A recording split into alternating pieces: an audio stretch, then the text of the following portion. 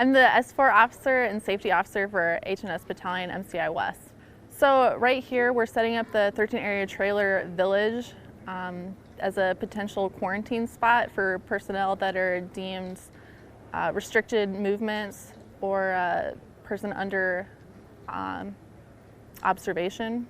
That'll all be determined by medical personnel though, and will provide additional training to us so that we can properly care for any Marines in that situation. So at this site we'll set up a admin at first, a couple of tents to further evaluate personnel, give them a room in one of the trailers. So there are roughly 9 trailers available, each holding 16 rooms, capability for 2 per room, and they have their own head. At this point, there's no one actually slated to come here or get screened.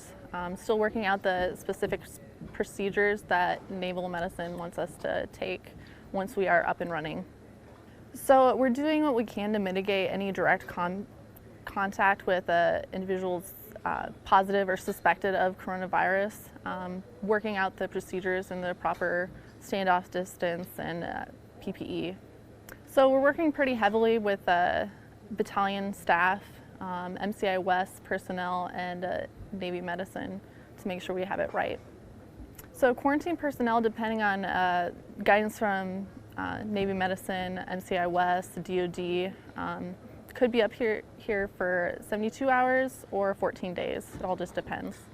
So at this point, we're still working out the specific daily battle rhythm for Marines and personnel that are assigned to live here temporarily.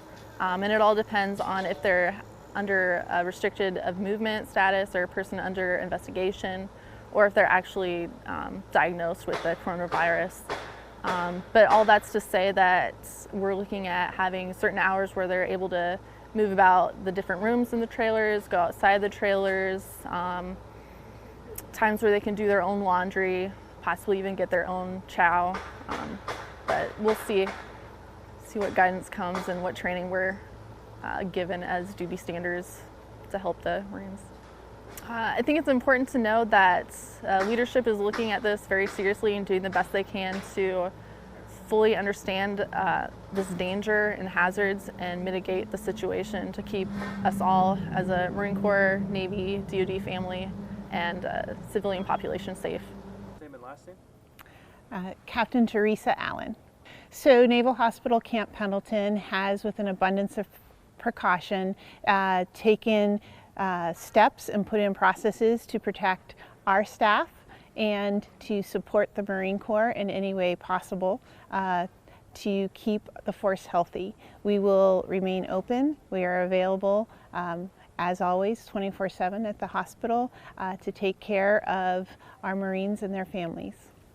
So currently we're looking at the feasibility of billeting Marines if they have been exposed to the virus or are suspected of being exposed to the virus in order to protect the rest of the force. So currently the hospital is open 24/7 with our emergency department. We have set up a screening process outside of our hospital in tents in order to make sure that we have adequate staffing for the potential of increased patient volume.